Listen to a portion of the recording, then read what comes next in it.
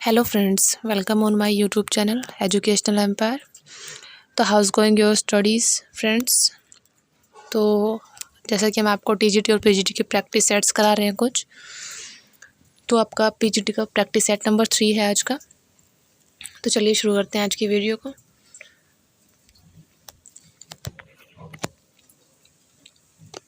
देखिए question number 1, जो 1 से 3 तक है आपको उनमें parts of speech underline words की जो है मार्क करनी है, उसमें से पॉइंट आउट करनी है कि कौन से में पार्ट ऑफ स्पीच पूछी गई है अंडरलाइन वर्ड्स में।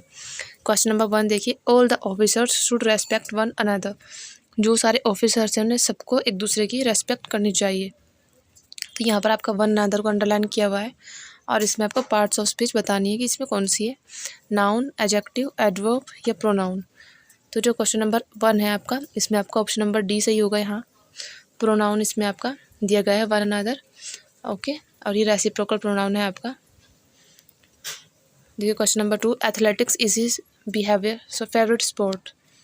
जो एथलेटिक्स है उसका फेवरेट स्पोर्ट है ये। तो यहाँ एथलेटिक्स को मार्क किया हुआ है, इसमें आपको वो बताना है कौन सा है पार्ट्स ऑफ स्पीच। तो क्वेश्चन नंबर 2 में आपका नाउन होगा, ए ऑप्शन राइट है, ओके। क्वेश्चन नंबर 3, ही डिमांडेड है थ्रू इंक्वायरी।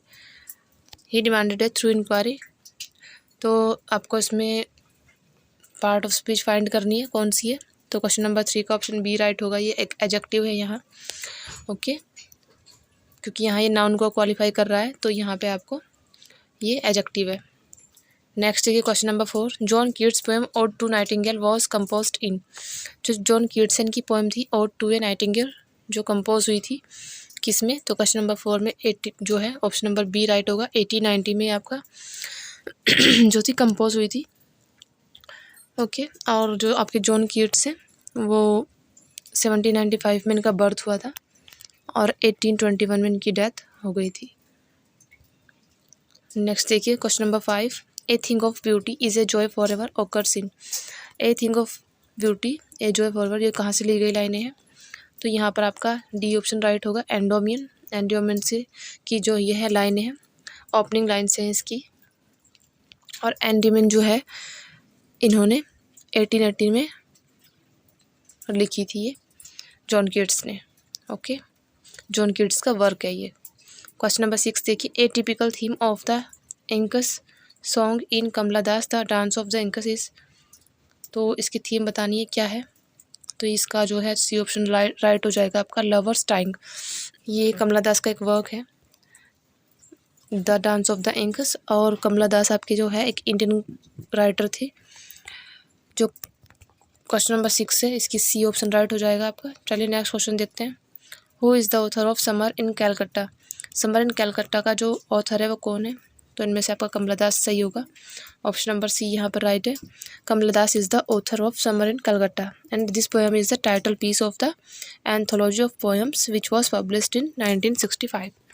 1965 में ये आपकी पब्लिश हुई थी, ओके। नेक्स्ट देखिए question number 8, Keats' poetry is abundantly and enchantingly sensuous. Who had made this comment about the poetry of Keats? किसने Keats की पोएट्री के बारे में कमेंट किया था, ओके। क्वेश्चन नंबर 8 का जो राइट ऑप्शन है आपका ए होगा, मैथ्यू आर्नोल्ड ने ये कीट्स की पोएट्री के बारे में जो है कमेंट किया था। और जो ये लाइनें हैं एशियन इन क्रिटिसिज्म से ली गई है मैथ्यू आर्नोल्ड की। क्वेश्चन नंबर 9 देखिए, who said about Keats he is with Shakespeare. कि वो ही इज़ विद शेक्सपियर, किसने कीट्स के बारे में ये कहा था। तो क्वेश्चन नंबर 9 में आपका डी राइट हो गया, ये भी मैथ्यू आर्नोल्ड ने ही कहा था इनके बारे में। और जो मैथ्यू आर्नोल्ड है आपका, मैथ्यू आर्नोल्ड का जो बर्थ था वो 1822 में हुआ था और उनकी डेथ हुई थी आपकी 1888 में। चलिए नेक्स्ट क्वेश्चन देखते हैं, question number 10, which of the following poets wrote the essay Naipaul's Indian mine. इनमें से कौन से पोएट ने ऐसे लिखा है न्यायपाल्स इंडियन माइन। तो क्वेश्चन नंबर 10 का राइट ऑप्शन आपका कौन सा होगा, Kamala Das, R Parthasarathy, R K Ramanujam या फिर निजी मैस्किल्स। तो क्वेश्चन नंबर 10 का राइट ऑप्शन आपका निजी मैस्किल होगा। न्यायपाल्स इंडियन माइन इनके द्वारा लिखा गया एक वर्क है। नेक्स्ट देखिए question number 11, in the poem O captain my captain the captain is. जो पोएम है आपकी वो कैप्टन माय कैप्टन, इसमें कैप्टन कौन है? तो जो 11 है इसका राइट ऑप्शन आपका बी होगा, अब्राहम लिंकन। ओके,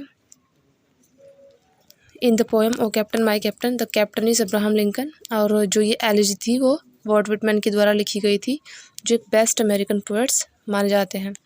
और जो आपके वॉल्ट विटमैन थे इनका बर्थ आपका 1819 में हुआ था और इनकी डेथ हुई थी 1892 में। नेक्स्ट क्वेश्चन देखिए, क्वेश्चन नंबर 12।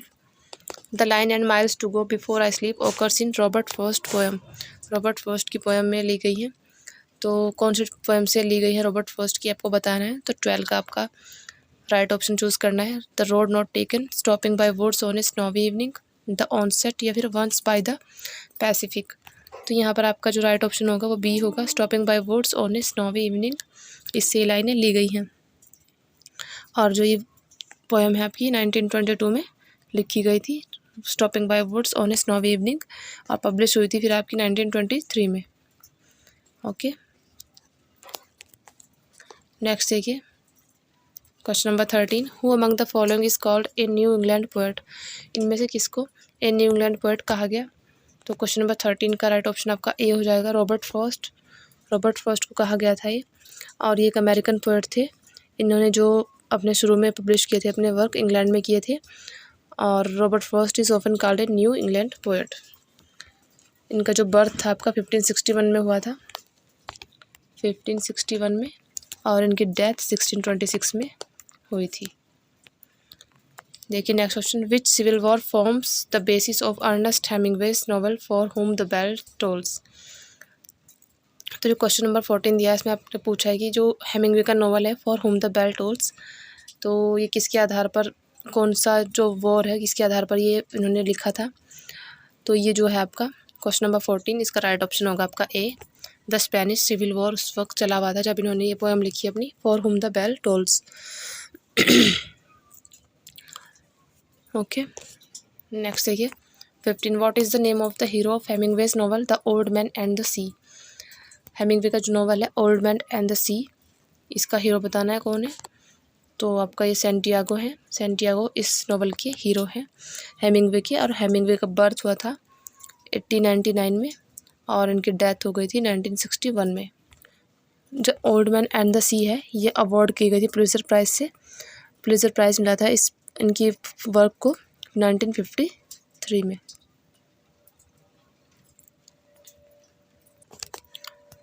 नेक्स्ट क्वेश्चन देखिए, question number 16। And while I stood gazing both the children gradually grew fainter to my view, receding and still receding, still nothing at last but two mournful features were seen in the uttermost distance, which without speech strangely impressed upon me the facts of speech. We are not of Alice nor of thee, nor are we children at all. We are nothing less than nothing and dreams. तो from which work have the above lines taken. ये जो lines हैं आपकी कौन से work से ली गई है ये आपको बताना है क्वेश्चन नंबर 16 में। तो यहाँ पर आपका ड्रीम चिल्ड्रन जो है इससे ली गई लाइनें हैं, ये ड्रीम चिल्ड्रन ए रेवरी। और ये जो वर्क है ये चार्ल्स लैम्ब का वर्क है, चार्ल्स लैम्ब के द्वारा लिखा गया।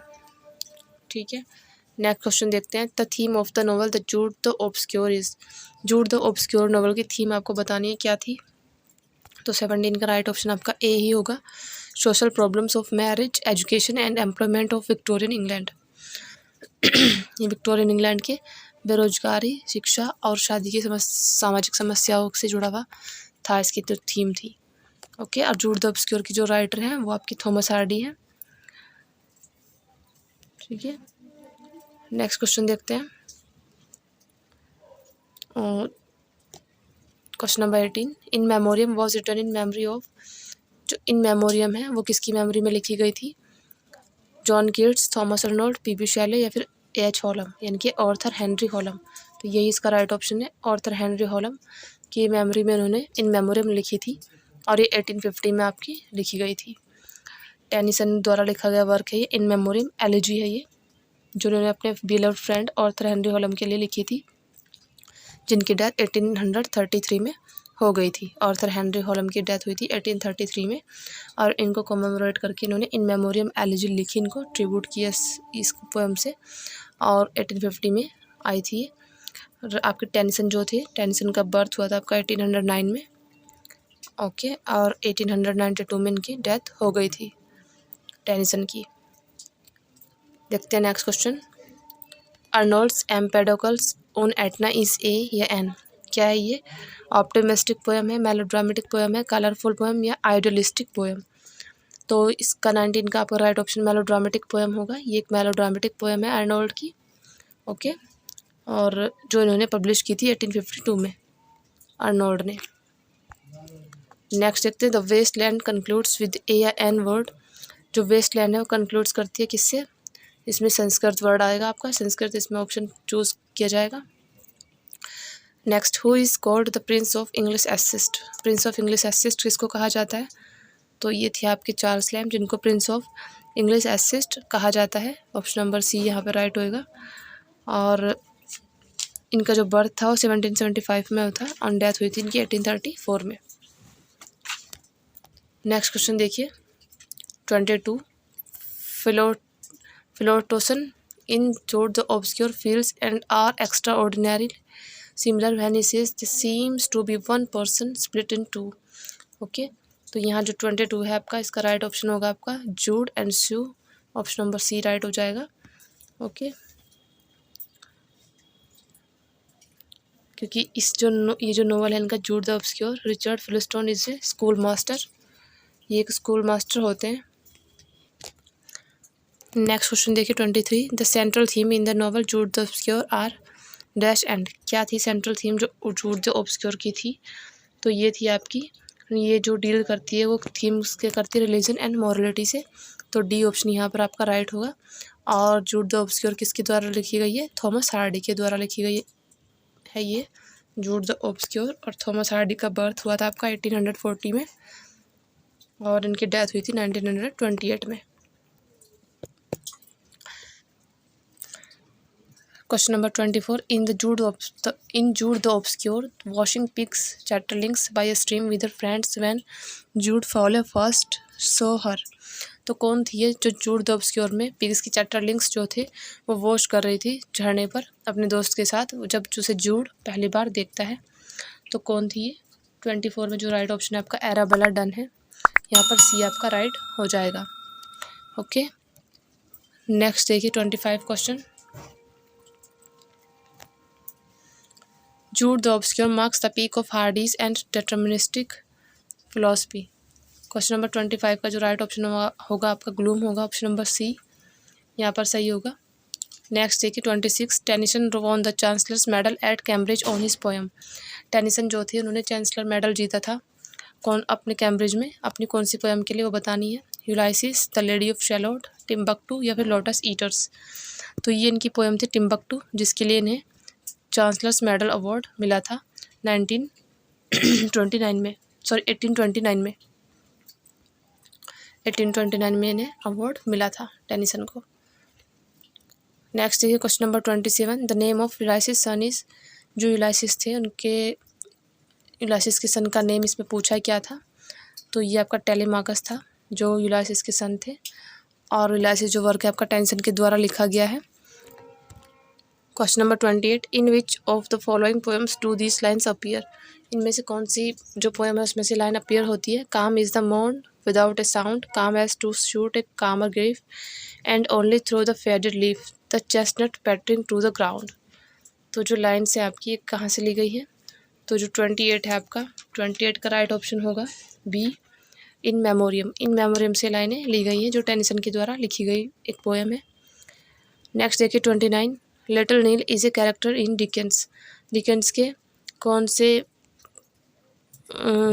डिकेंस के कैरेक्टर में से जो लिटिल नील है वो किस में आता है आपके? तो जो 29 है इसका राइट ऑप्शन होगा द ओल्ड क्यूरियोसिटी शॉप, और जो इन्होंने लिखी थी 1841 में। ओके, डी ऑप्शन यहाँ पर राइट हो जाएगा। नेक्स्ट देखिए question number 30। Put the following novels by Charles Dickens in the sequential order with the help of the correct code below? जो चार्ल्स डिकेंस के नॉवेल्स दिए गए हैं इनको सिक्वेंशियल ऑर्डर में आपको जो है लगाना है। तो देखिए इसमें से आपका जो क्वेश्चन नंबर 30 है 30 में आपका 3, 2, 4, 1 यानी कि ऑप्शन नंबर ए ही आपका करेक्ट हो जाएगा। 3, 2, 4, 1 यानी सबसे पहले ब्लेक हाउस आई थी आपकी 1843 में। ओके, ब्लेक हाउस के बाद हार्ड टाइम्स ये आई 1854 में। उसके बाद आई थी आपकी a tale of two cities जो 1859 में आई, ए टेल ऑफ टू सिटीज़। और इसके बाद सबसे लास्ट में ग्रेट एक्सपेक्टेशंस आई थी जो 1860 से 1861 के बीच में आई थी। ओके, नेक्स्ट देखिए 31, who among Charles Dickens characters is humble and who villains. 31 का जो राइट ऑप्शन होगा आपका वो है D, Uriah Heep and Barkis. Okay, next question देखिए 32, a tale of two cities has. जो टेल ऑफ टू सिटीज़ है इसमें आपके a romantic hero with a weakness, romantic hero है जो वीकनेस के साथ है। और जो आपकी a tale of two cities है ये आपकी चार्ल्स डिकेंस के द्वारा लिखी गई थी 1859 में। नेक्स्ट क्वेश्चन देखते हैं 33, which famous romantic poem begins with the line hail to thee blithe spirit bird thou never wert. तो कौन सी पोएम्स में जो है लाइन आती है आपकी 33 में जो दी गई है, तो ये आपकी बिलोंग करती है टू ए स्काईलार्क से। और टू ए स्काईलार्क जो है वो पीबी शैले द्वारा लिखी गई थी 1820 में। ओके, 1820 में लिखी जाती है ये। और जो पीबी शैले है आपका, इनका बर्थ हुआ था आपका 1792 में और इनकी डेथ हुई थी 1822 में। Okay, only the at the age of 30। Next question देखिए 34, the court of chancery is reflected in Dickens. तो जो क्वेश्चन नंबर 34 है वो आपका इसमें ब्लेक हाउस होगा, ऑप्शन नंबर डी।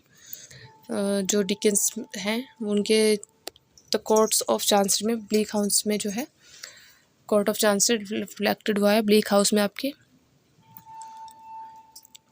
और ब्लेक हाउस जो है ये 20 एपिसोड्स की एक पोएम है जो 1852 से 1853 में के बीच में आती है। नेक्स्ट देखिए question number 35, Prometheus unbound A lyrical drama is the best work of. जो प्रोमेथियस अनबाउंड है ये एक लिरिकल ड्रामा है, ये बेस्ट वर्क है किसका, तो ये है आपका पीबी शैले का वर्क है जो इन्होंने 1820 में लिखा था और इनका एक मास्टरपीस माना जाता है पीबी शैले का। और ये जो लिरिकल ड्रामा है यह इनका 4 एक्ट्स में है। 4 एक्ट्स कई बार पूछा जा चुका है कि प्रोमेथियस अनबाउंड में कितने एक्ट हैं, तो ये 4 एक्ट है इसमें।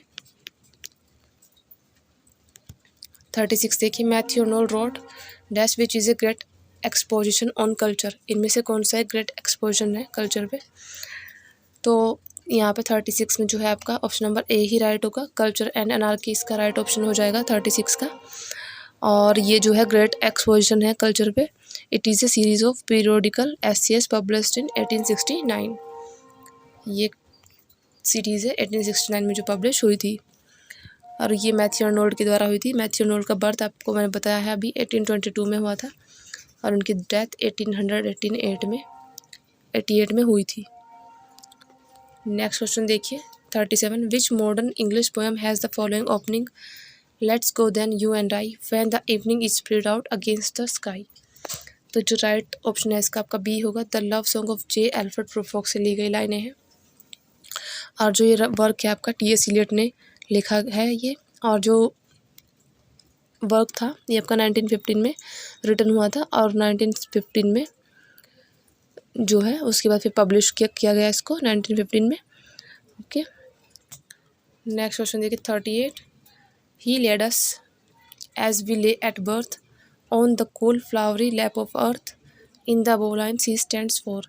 इन लाइन में वो किसके लिए स्टैंड करता है, तो यहाँ पर जो है 38 का राइट ऑप्शन आपका हो जाएगा मैथ्यू आर्नोल्ड, डी ऑप्शन यहाँ पे राइट होगा।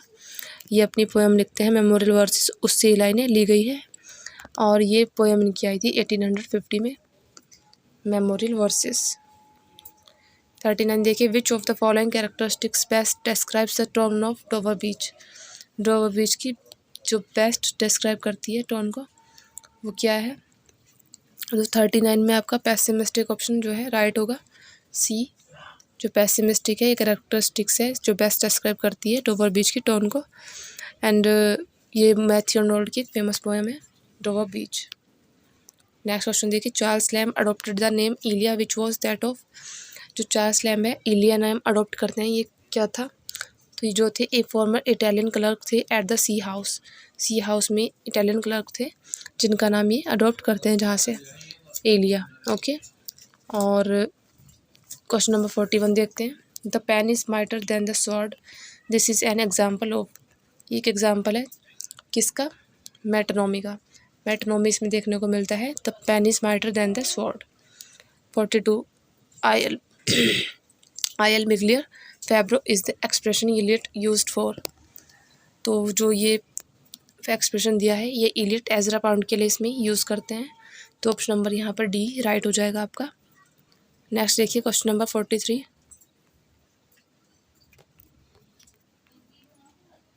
विच of the following poems is written in terza rima, terza rima में इसमें से कौन सी जो पोएम है लिखी गई थी, तो ये और टू द वेस्ट विंड जो है आपकी टर्जा रीमा में लिखी गई है, और ये पी.बी. शैली की एक पोएम है जो उन्होंने 1819 में लिखी थी। ओके,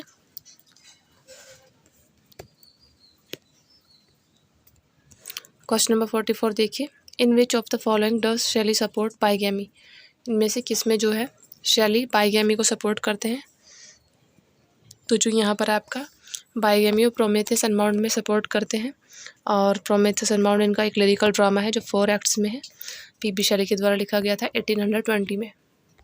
आपको पब्लिशिंग डेट भी इसकी याद रखनी है 1820, बहुत इंपॉर्टेंट है।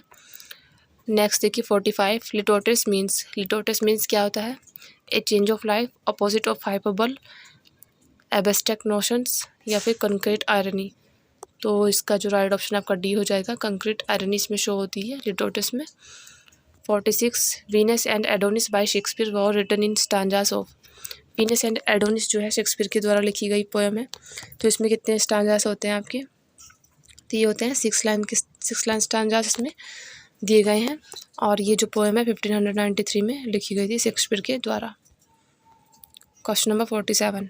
इन the prelude Wordsworth childhood ruminations tell us about his native, तो ये आपका ऑप्शन नंबर सी क्यूम्बरलैंड, 47 का राइट ऑप्शन होगा आपका क्यूम्बरलैंड। नेक्स्ट देखिए, और जो क्यूम्बरलैंड था इंग्लैंड में इनका बर्थ प्लेस था विलियम वर्ड्सवर्थ का। 48 देखते हैं। Identify Falstaff words in Henry fourth part first, Henry fourth part first में जो है फाल्स्टाफ के वर्ड्स को आपको बताना है कौन से थे इसमें से, तो क्वेश्चन नंबर 48 में आपका ऑप्शन नंबर जो है बी राइट हो जाएगा। Now Hal what time of day is it lad, okay, now Hal बोलते हैं वो, तो याद रखना है आपको, और ये शेक्सपियर का एक वर्क है Henry fourth part first. Next देखिए, what kind of characters generally sings in Shakespeare's plays, और शेक्सपियर के जो प्ले में है किस प्रकार के कैरेक्टर जो है गाते हैं उसमें, तो ये आपका servants, clowns, fools and other minor characters with low status जो होते हैं वो शेक्सपियर के प्लेज में गाना गाते हैं।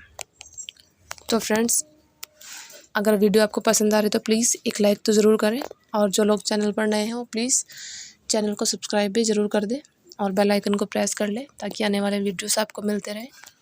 और अगर किसी को PDF फॉर्म किसी को का चाहिए आपको प्रैक्टिस सेट में करा रही हूँ, तो दिए गए डिस्क्रिप्शन में मैंने अपना कॉन्टैक्ट नंबर दिया है, उस पर आप हमें व्हाट्सएप पे मैसेज कर सकते हो और उसका PDF ले सकते हैं। ओके, नेक्स्ट देखिए question number 50। What are the names of the 4 bodies left on the stage at the end of the play Hamlet, Hamlet play के में जो है 4 बॉडीज़ स्टेज पर रह जाती हैं, तो किस किस की बॉडीज़ थी वो, तो ये क्लॉडियस, गर्टरूड, हेमलेट एंड लेयर्टीज, ये 4 की बॉडी जो है लास्ट में स्टेज पर रहती है, लास्ट में ये लोग मरते हैं इसमें। Question number 51। Which poem was called the poem to Coleridge by Wordsworth, इनमें से कौन सी पोएम है जो पोएम टू कॉलरेज कहा जाता है, वर्ड्सवर्थ के द्वारा कहा गया था उसको, तो फ्रेंड्स 51 का जो राइट ऑप्शन है ये आपका द प्रीलूड है, प्रीलूड को ही इन्होंने पोएम टू कॉलरेज कहा था, और इनका मास्टरपीस है जो 1850 में पब्लिश हुआ था 14 बुक्स में।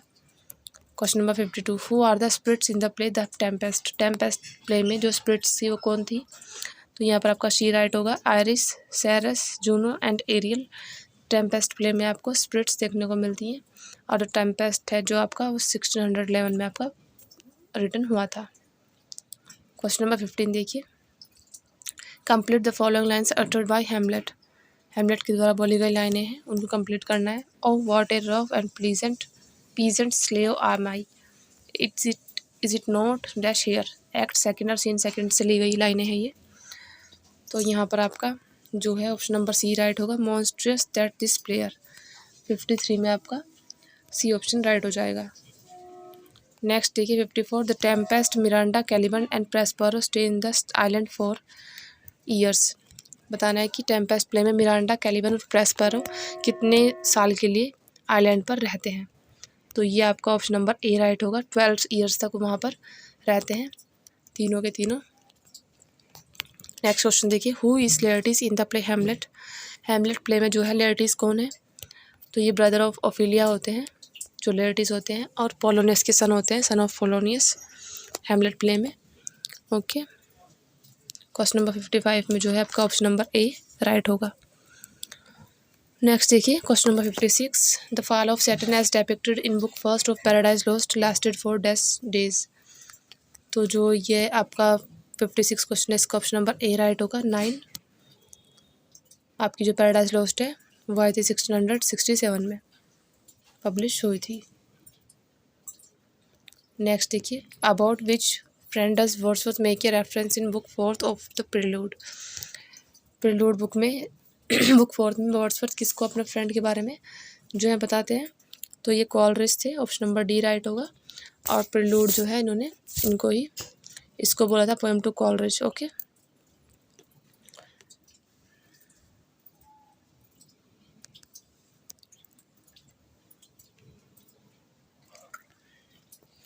नेक्स्ट क्वेश्चन देखते हैं 58, who called Ariel thou which art but air in act 5 scene first of the Tempest.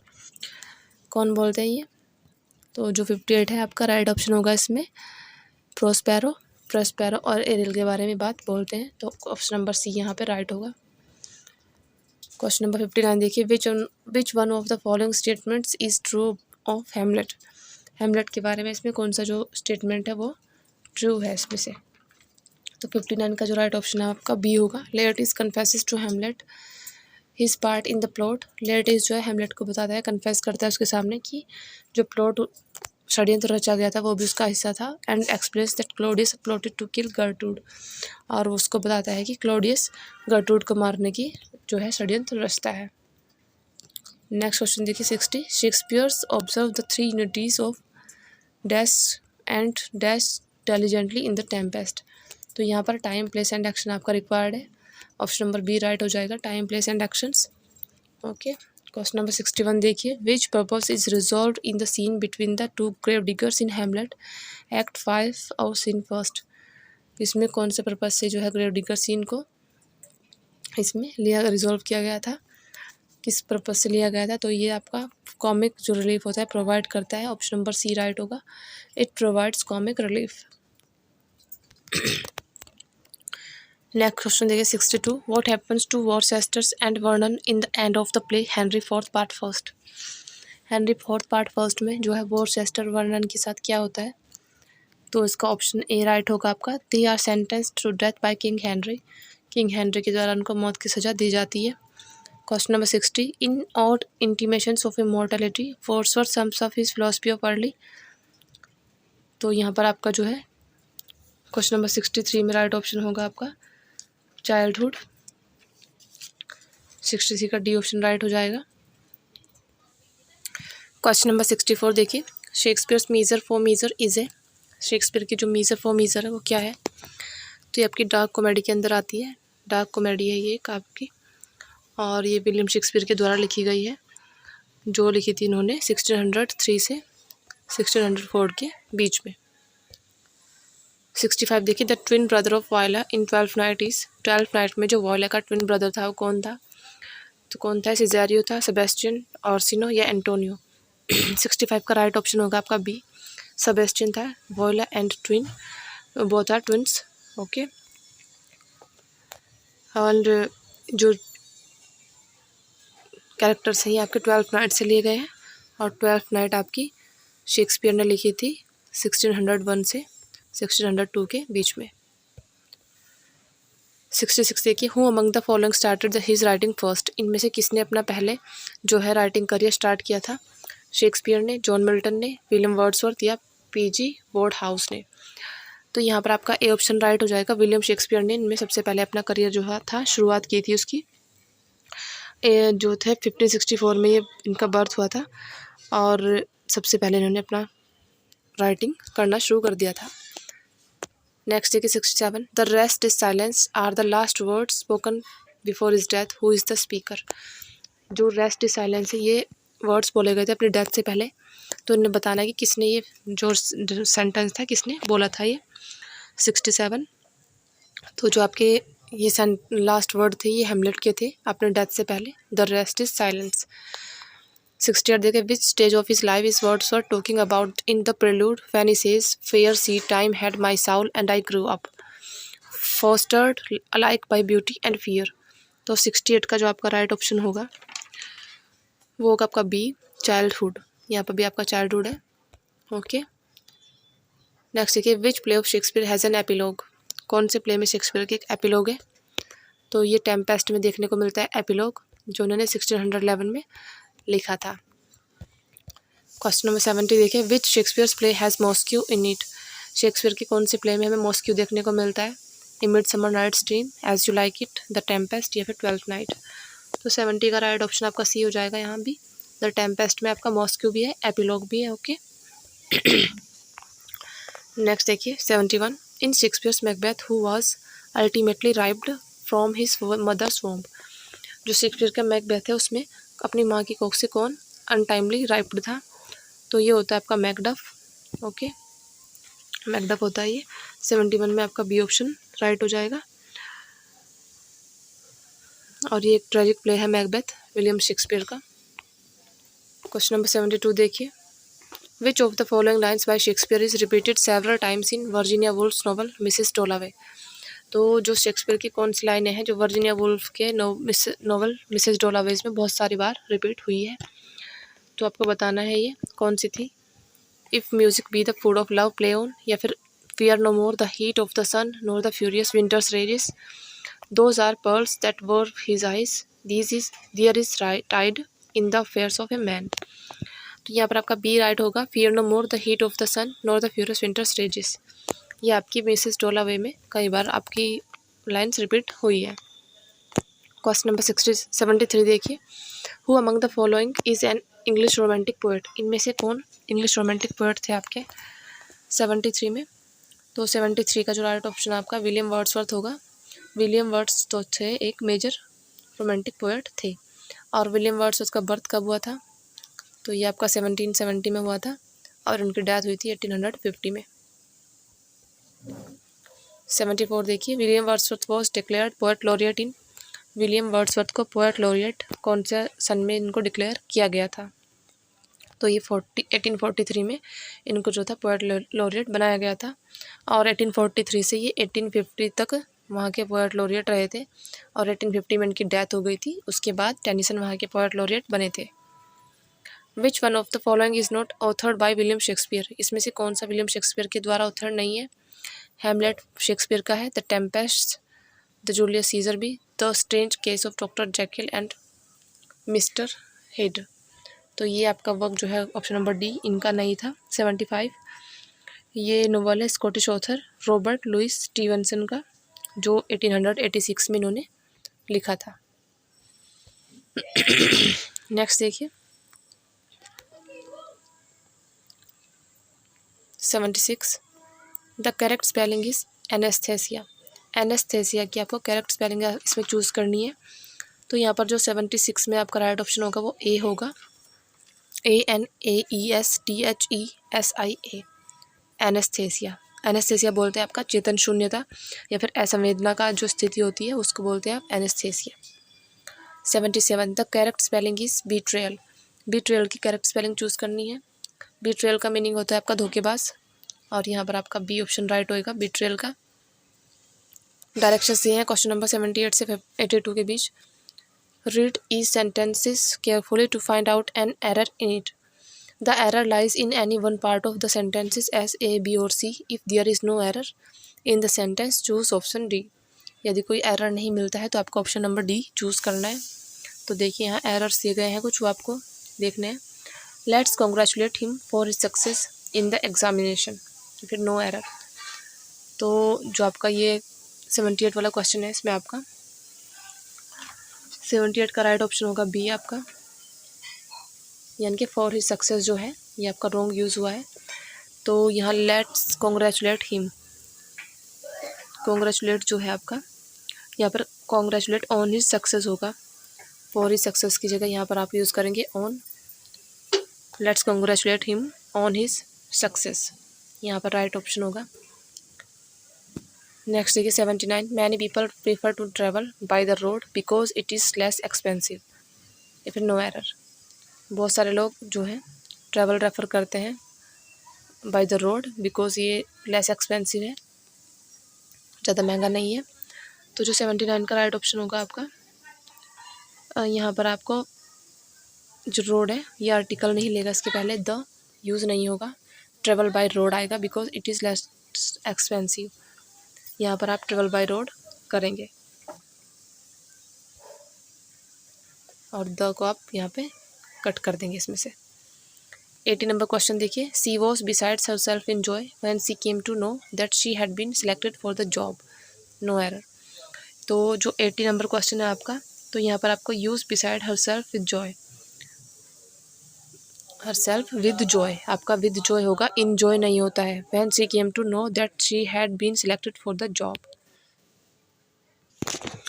Next question देखिए 81, mother tongue is as natural for the development of man's mind as mother's milk is for the development of the infant's body.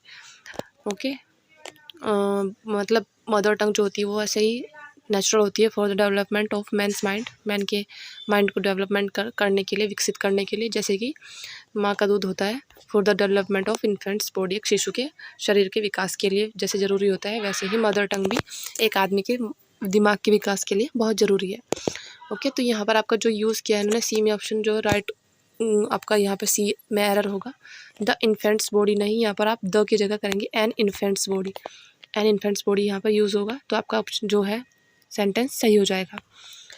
Question number 82, the prime minister's as well as his secretary were expected to arrive in Chennai on Saturday morning. जो prime minister है उसके साथ साथ उसके secretary भी accepted to arrive in Chennai on Saturday morning. तो यहाँ पर आपका जो 82 है, जो आपके दो सब्जेक्ट्स जब एज वेल एज से जोड़े होते हैं, जैसे prime minister as well as his secretary, तो यहाँ पर जो वर्ब यूज़ होती है एज वेल एज से जुड़े हुए नाउन के अकॉर्डिंग, तो पहले वाले वर्ब के हिसाब से, पहले वाले नाउन के हिसाब से वर्ब यूज़ करते हैं। तो जैसे यहाँ पर वर आया है तो ये आपकी रॉन्ग होगी, यहाँ पर आप वॉज यूज़ करेंगे, तो आपका ऑप्शन करेक्ट होगा। The prime minister as well as his secretary was expected to, okay, क्योंकि सिंगुलर नाउन के लिए सिंगुलर वर्ब यूज़ की जाती है। नेक्स्ट देखिए 83,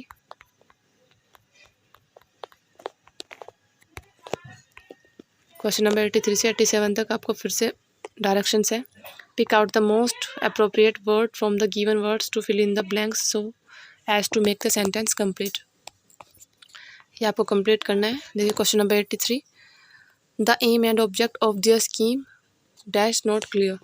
तो यहाँ पर आपका फिल इन द ब्लैंक्स करना है आपको कि aim and object of their scheme क्या है। 83 में आएगा आपका इज़, वो क्लियर नहीं थे, स्कीम के एम और ऑब्जेक्ट क्लियर नहीं थे, इज़ नॉट क्लियर। 84 देखिए, the producer as well as the actors reach the hotel. देखिए यहाँ पर फिर से एज वेल एज से आपके कनेक्ट हुए हैं, the producer and the actors. यहाँ पर आपका जो नाउन है वो प्लूरल दिया गया है और यहाँ पर सिंगुलर, तो आपका सिंगुलर के अकॉर्डिंग यूज़ होगा। तो 84 में जो राइट ऑप्शन होगा आपका हैज़ आएगा, यहाँ has, okay, reach the hotel. Next देखिए 85, many an engineer dash present there. तो 85 में जो है आपका करेक्ट ऑप्शन होगा आपका वॉज, यहाँ पे वॉज यूज़ करेंगे आप, बी वाला option, many engineer was present there.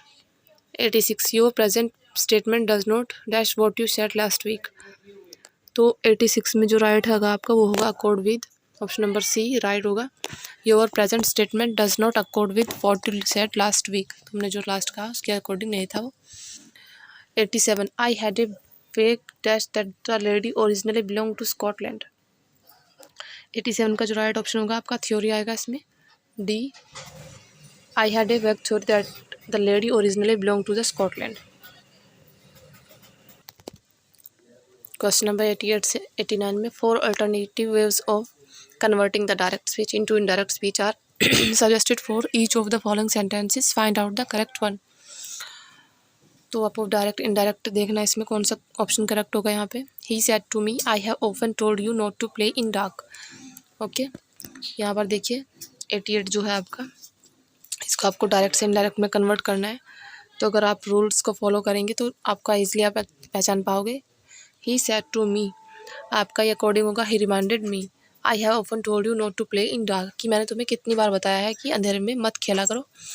Okay, तो यहाँ पर रिमाइंडेड उसको करा रहा है, he reminded me that, inverted commas को हटा के दैट यूज़ करेंगे। और जो आई है आपका अकॉर्डिंग टू सब्जेक्ट चेंज हो जाएगा, क्योंकि जो फर्स्ट पर्सन होता है वो सब्जेक्ट के अकॉर्डिंग ही आपका चेंज होता है। तो यहाँ पर ही है तो यहाँ हम ही यूज़ करेंगे, हैव का आप हैड यूज़ कर देंगे। Often told you not to play in dark. Okay, you का आपका जो सेकंड, ये इससे आपका सेकंड पर्सन होता है यू, तो सेकंड पर्सन आपका ऑब्जेक्ट के अकॉर्डिंग चेंज होता है। सेकंड पर्सन ऑब्जेक्ट में आपका मी है तो यहाँ पर मी यूज़ करेंगे, not to play in dark. Okay, next 89 देखिए, द वॉशरमैन सेड, वॉशरमैन कहता है कि थीफ थीफ कैच हिम। तो यहाँ पर 89 में आपका जो करेक्ट होगा वो आपका ए होगा, the watchman shouted to the crowd to catch the thief. Okay, यहाँ पर हम जो ये एक्सक्लेमेशन आपको सेंटेंस दिया गया है इसमें, तो यहाँ इन्वर्टेड को हटा के आप टू यूज़ करेंगे इसमें। एंड द वॉचमैन शाउटेड, यानी कि चिल्लाता है, भीड़ से कहता है कि catch the thief. 90 the meaning of the idiom a red letter day is, जो इडियम है आपका the red letter day is, इसका मीनिंग क्या होता है? तो ये एक बहुत ही इंपॉर्टेंट डे होता है, बी ऑप्शन करेक्ट होगा, ए वेरी इंपॉर्टेंट और सिग्निफिकेंट डे। 90 के बाद देखिए 91, which of the following is not correct with reference to narrations, narration के रेफरेंस में इसमें कौन सा करेक्ट नहीं है? While changing a direct speech into an indirect speech, तो आपको कौन से, आपको नोट करेक्ट बताना है, कौन से इसमें फॉलो करना है। 3 फॉलो होते हैं डायरेक्ट से इनडायरेक्ट चेंज करने में, एक आपका गलत है। देखिए, present continuous become past continuous, सही है आपका ये। Present perfect becomes past perfect, ये भी सही है। The will of the future tense is change into would और शुड, ये आपका जो 91 है ये भी सही है, सी ऑप्शन भी 91 में। और जहाँ पर डी है, simple past become simple future in indirect speech, ये आपका रॉन्ग होगा, क्योंकि सिंपल पास्ट आपका सिंपल फ्यूचर नहीं चेंज होता उसमें। ओके, ये आपका रॉन्ग दिया गया है। क्वेश्चन नंबर 92 देखिए, which of the following statement is not correct with reference to English grammar, English grammar के रेफरेंस में इसमें से कौन सा करेक्ट नहीं है? देखिए, as a common noun people is used in both singular and plural, 92 में ऑप्शन सही है आपका। यहाँ भी नोट करेक्ट ही बताना है, नोट करेक्ट कौन सा है? Objective case denotes the indirect object of A prepositions, एक प्रीपोजिशन का इनडायरेक्ट ऑब्जेक्ट जो होता है उसको डिनोट्स करता है ऑब्जेक्टिव केस, ये भी सही है। All present tenses of direct speech change into the corresponding past tenses, ये भी सही है। बट जो आपका लास्ट है ये आपका रॉन्ग हो जाएगा। Collective nouns do similar in form, जबकि सिंगुलर होते हैं फॉर्म में, collective nouns are always used as singular, singular के भी यूज़ में नहीं होते हैं, हमेशा ही प्लूरल के फॉर्म में यूज़ किए जाते हैं जो कलेक्टिव नाउन्स होते हैं आपके। नेक्स्ट देखिए, which of the following statements is not correct, इसमें से कौन सा करेक्ट नहीं है? When a noun is used as the subject of a verb, जब एक नाउन जो है वर्ब के सब्जेक्ट के रूप में यूज़ करते हैं। It is said to be in the nominative case, तो 93 का ये ऑप्शन आपका सही है। Adjective are formed from a proper nouns, adjective proper noun से बने होते हैं, ये भी सही है। Same adjectives may be classed as of quantity और नंबर, राइट होगा ये भी। Adjectives are not formed from verbs, और इसमें कहा इन्होंने कि एडजेक्टिव जो है वर्ब से नहीं बनाए जा सकते, तो ऐसा नहीं है, वर्ब से एडजेक्टिव्स बनते हैं, इसलिए आपका डी ऑप्शन जो होगा यहाँ करेक्ट नहीं है। 94 which kind of noun is adversity, adversity जो है किस प्रकार का नाउन है वो? तो आपका ये कॉमन नाउन है, प्रॉपर नाउन, एब्स्ट्रैक्ट नाउन या फिर कलेक्टिव नाउन। तो एडवर्सिटी आपको पता है, विपत्ति जो मुसीबत बोलते हैं वो एब्स्ट्रैक्ट नाउन होती है ये, यानी कि ये भाववाचक संज्ञा होती है। 95 देखिए, which of the following words is misspelled, misspelled कौन सा वर्ड है इसमें? थंडर, ट्रैम्पल, अनफुलफिल्ड या फिर अटर। देखिए, थंडर का मीनिंग होता है आपका तूफान या फिर बिजली कड़कना जो होता है, थंडर। ट्रैम्पल, ट्रैम्पल किसको बोलते हैं? ट्रैम्पल बोलते हैं कुचल देना। अनफुलफिल्ड यानी कि निरर्थक या तरफ से जो होता है वो, और अटर किसी चीज़ को कहना या बोलना। तो यहाँ पर सी ऑप्शन जो है आपका मिसस्पेल्ड है, अनफुलफिल्ड। इसकी जो राइट स्पेलिंग होगी वो आपकी अनफुलफिल्ड होगी, ऐसे UNFULFILLED। यहाँ पर आपको डबल एल FULL नहीं होगा, FUL होगा, और यहाँ पर जो सिंगल एल दिया है इसको डबल करना होगा। ओके, नेक्स्ट देखिए directions 96 to 100। Choose the appropriate prepositions from the options given below each of the following sentences. देखिए द एम एंड ऑब्जेक्ट, वहाँ पर आपका यहाँ इज यूज़ करना था आपको, वहाँ पर यहाँ पर आपको preposition यूज़ करनी है। इसमें कौन सी होगी करेक्ट आपकी? तो aim and object of their scheme is not clear, यहाँ पर ऑफ यूज़ होगा। ऑप्शन नंबर बी राइट है। 97 the dictionary dash a language described usage. तो आपका 97 में जो है ऑफ आएगा, इसमें भी the dictionary of a language describes usage. 98 the show begin, जो शो है वो आपका बिगिन होगा एट 5 o'clock, जब टाइम से पहले आप एट यूज़ करते हैं, एट 5 o'clock। ओके, नेक्स्ट देखिए 99 the new science teacher commanded a great respect dash his students. जो न्यू साइंस टीचर है उसकी ग्रेट कमांड है जो है अपने स्टूडेंट्स के। तो यहाँ पर आपका फ्रॉम यूज़ होगा आपका डी, ऑप्शन राइट होगा इसमें। क्वेश्चन नंबर 100 देखिए his genius helped him rise so high dash life. तो 100 में जो है आपका इन यूज़ होगा, in life. His genius helped him rise so high in life. यहाँ पर आपको पैराग्राफ्स दिया है 101 से 155 तक, उसके क्वेश्चंस के आंसर करने हैं पैराग्राफ को रीड करके आपको। तो आप स्क्रीनशॉट ले सकते हैं पैराग्राफ का, काफ़ी लंबा पैराग्राफ इसमें दिया गया है, पढ़ाइए। आप इसको रीड कर सकते हैं, वीडियो को पॉज करके भी कर सकते हैं रीड, और स्क्रीनशॉट भी ले सकते हैं आप बाकायदा इसका, जैसे आपको अच्छा लगे आप वैसे कर लें। और जो क्वेश्चन हैं उनके आंसर हम आपको बता देते हैं किसका कौन सा राइट होगा।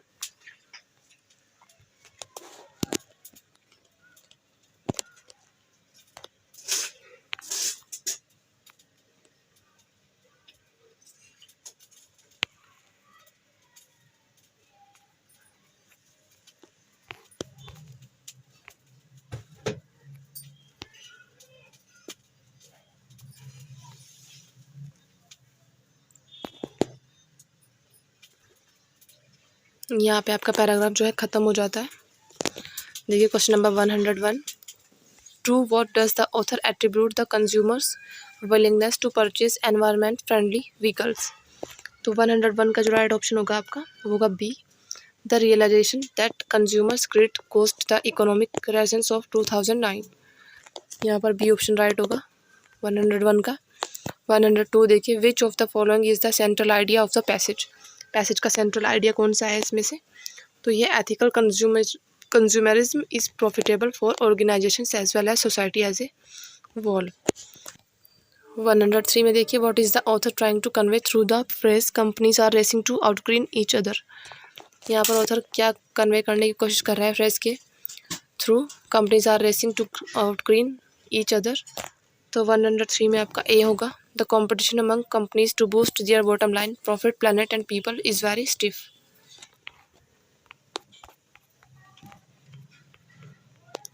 Next which of the following factors has led to corporations adopting more specially responsible practices. तो 104 का जो राइट है वो आपका डी होगा, recognitions of the changing demands of customers. Question number 105 what is the author's view about companies documentation of CSR initiatives. तो आपका 105 में जो राइट होगा आपका सी होगा, it is a waste of time as neither consumers nor companies bother to determine their validity. Okay, आपको paragraphs ध्यान से पढ़ना है, उसके बाद उनको आंसर्स करना है पैराग्राफ्स क्वेश्चंस को, आपको आंसर्स मिल जाएंगे उनके। ओके, नेक्स्ट देखिए 106 आपको choose the word which is closest in meaning to the word given in capitals. Capitals में जो वर्ड्स दिए गए हैं उनका क्लोजेट मीनिंग आपको चूज़ करना है। देखिए 106 में है पेन्स टेकिंग। पेन्स टेकिंग का मीन क्या होता है आपका? तो ये होता है परिश्रमी यानी कि मेहनती, और इसका जो क्लोजेट मीनिंग है वो आपका thorough and rigorous, thorough and rigorous इसका जो है मीनिंग होगा। और नेक्स्ट देखिए 107 सबस्टेंशियल। सबस्टेंशियल का जो मीनिंग होता है वो होता है अच्छी मात्रा में या फिर मजबूत, आप इसको बोल सकते हैं, और इसका क्लोजेट मीनिंग होगा आपका यहाँ पे सिग्निफिकेंट, यानी कि ऑप्शन नंबर डी राइट हो जाएगा इसमें। ओके, डेलिकेट बोलते हैं मुलायम को, ग्रेसफुल शानदार या भव्य, सेंसेशनल आपका क्या होता है सेंसेशनल, ये आप हमें कमेंट बॉक्स में कमेंट करके बताएंगे सेंसेशनल का मीनिंग क्या होता है। 108 इंडोलेंट, इंडोलेंट का क्या मीनिंग होता है, तो ये होता है अकर्मण्य या फिर सुस्त आप बोल सकते हैं इसको, और इसका जो क्लोजेट मीनिंग होता है वो होता है आपका लेजी, यानी कि सुस्ती जो होती है वो। स्टबोर्न बोलते हैं, कॉशियस बोलते हैं सावधानी, अनइंटेलिजेंट यानी कि जो बुद्धिहीन होता है वो स्टबर्न, जिद्दी को बोलते हैं, या अड़ियल। 109 में देखिए मैसिव, मैसिव बोलते हैं आपका भीम का या फिर विशाल जो हो बहुत बड़ा, उसे बोलते हैं आप मैसिव। और मैसिव का जो क्लोजेट मीनिंग होता है वो होता है आपका एनॉर्मस, यानी कि यहाँ पर आपका ए ऑप्शन राइट होगा। एनॉर्मस का मीन्स होता है विशाल। नेक्स्ट क्वेश्चन देखिए, कुछ डायरेक्शंस दिए गए यहाँ 110 से 114। Read the following passage carefully and answer the questions given below it. देखिए यहाँ पर आपका जो है पैराग्राफ दिया गया है और यहाँ पर इसको रीड करके आपको फिर से आंसर्स करने हैं। इसको भी आप रीड कर लें एक बारी।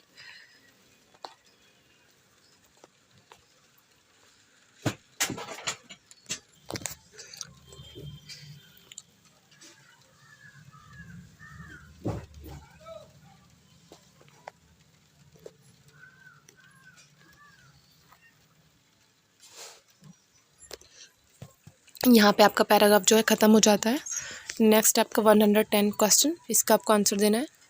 मैं आपको इसके आंसर्स बता देती हूँ उसके अभी, और आप देख लेना पैराग्राफ को पढ़ के। ओके 110 देखिए, which country has the maximum satellites launched into the space on 15 फरवरी 2017। 15 फरवरी 2017 को कौन सा जो सैटेलाइट था वो किस कंट्री ने सबसे ज़्यादा लॉन्च किए थे। तो आपका 110 में जो है राइट ऑप्शन होगा आपका ए, द यूएस। नेक्स्ट देखिए 111, who among the following has a record of launching maximum satellite in one go in the year 2014। तो 111 का जो राइट है आपका रशिया होगा, ए ऑप्शन यहाँ पर राइट होगा। Next 112, in how many minute the ISRO put the satellite into orbit which was launched by it recently. तो यहाँ पर आपका 112 का जो राइट ऑप्शन होगा वो है आपका डी, यानी कि 12 minutes. 113, what can be the suitable title to the passage. Passage का सुटेबल टाइटल कौन सा हो सकता है इसमें से। तो 113 का जो राइट ऑप्शन होगा वो है आपका A, ISRO sets the bar high. 114 देखिए, why the recent launch of satellite is significant to ISRO.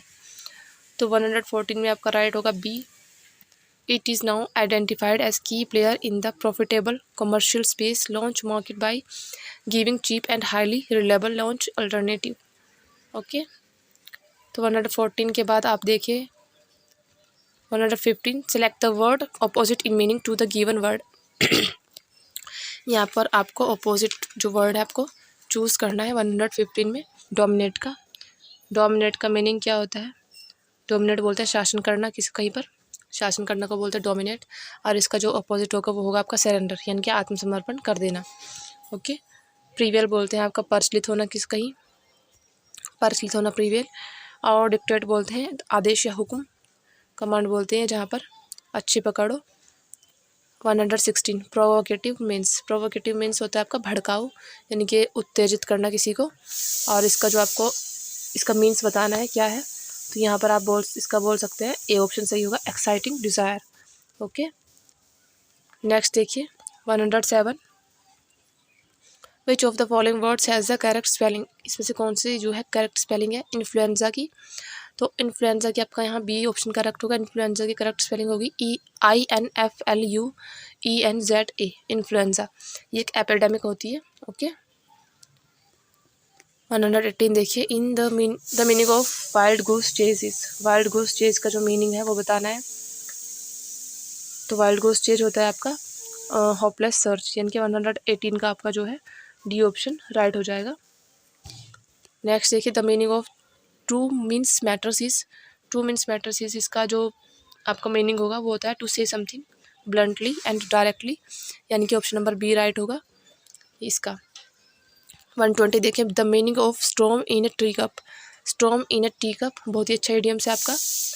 तो आपका इसका जो ऑप्शन राइट होगा वो है आपका commotion over a tribal matter. यानी कि छोटी सी बात पर हलचल मच जाना है, हड़बड़ी। 121 the meaning of putting the cart before the horse, यानी कि putting the cart before the horse, घोड़े से पहले गाड़ी रखना, इसका मीनिंग होता है। तो 121 में जो राइट होगा आपका वो होगा tackling things in the wrong way और ऑर्डर, यानी चीज़ों को गलत तरीके से टैकल करना। 122 figure of speech in which the sound suggest the sense और मीनिंग इज़ नोन एज, जो फिगर ऑफ स्पीच फाउंड करना है जिसमें साउंड कर सजेस्ट करता है उसको जाना जाता है ओनोमोटोपिया के नाम से। बी ऑप्शन यहाँ पे आपका राइट हो जाएगा। 123 देखिए the figure of speech in which we represent objects qualities etcetera as human is known as, तो जो इसमें है आपको बताइए मेटाफर सही होगा, पर्सोनिफिकेशन, ऑक्सीमोरन या फिर नन ऑफ दीज। तो 123 का आपका पर्सोनिफिकेशन राइट हो जाएगा, ऑप्शन नंबर बी यहाँ पे। नेक्स्ट देखिए 124 which play of Shakespeare opens with the line when shall we three meet again in thunder lightning or in rain, तो जो 124 है ये लाइन है आपके जो है शेक्सपियर के मैकबेथ के एक्ट फर्स्ट और सीन फर्स्ट से लिए गए हैं। ऑप्शन यहाँ पर राइट हो जाएगा मैकबेथ, थ्री विचेस जब उसको मिलती है मैकबेथ और मैकडफ को। ओके 125 और आज का लास्ट क्वेश्चन है ये, with this key sonnet Shakespeare unlocked his heart the words are from, ये वर्ड्स किसके हैं? तो जो वर्ड है आपके ये स्कॉन नोट द सोनेट्स में लिखे हैं और ये वर्ड्स वर्ड्सवर्थ के द्वारा कहे गए हैं अपने सोनेट स्कॉन नोट द सोनेट में। ओके तो आज की वीडियो यहाँ पर ख़त्म होती है, मिलते हैं नेक्स्ट प्रैक्टिस सेट में, सेट नंबर 4 में। तो फ्रेंड्स जो लोग चैनल पर नए हैं प्लीज़ चैनल को सब्सक्राइब जरूर कर दें और बेल आइकन प्रेस कर दें ताकि आपको नोटिफिकेशंस मिलते रहें वीडियोस के। ओके।